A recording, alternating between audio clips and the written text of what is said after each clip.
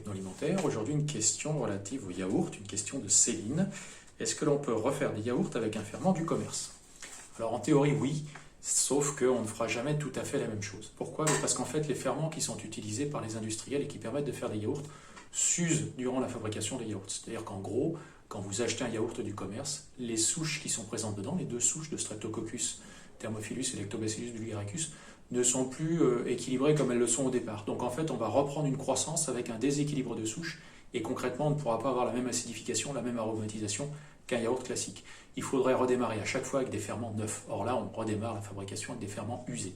Donc on obtiendra un produit gélifié, mais un produit qui ne sera pas aussi aromatique, qui n'aura pas tout à fait la même texture.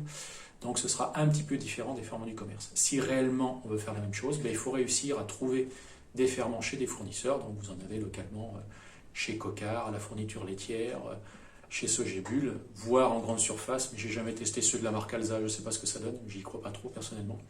Mais bon, concrètement, il vaut mieux se sourcer en ferment comme les ferments industriels pour obtenir des résultats comme les produits industriels. Les produits industriels sont a priori ceux dans lesquels il y a le moins de défauts. Donc si vous voulez obtenir le même résultat que ça, c'est-à-dire une texture correcte, une acidification suffisante, une aromatisation qui est perceptible et pas de défaut sur le yaourt, il faut se caler à des process comme ça. Voilà, si vous voulez tout savoir sur la fabrication des yaourts, vous pouvez toujours aller jeter un œil sur le site internet de l'école, il y a des informations. Quant à moi, je vous dis à bientôt pour une nouvelle vidéo de la Minute Techno Alimentaire.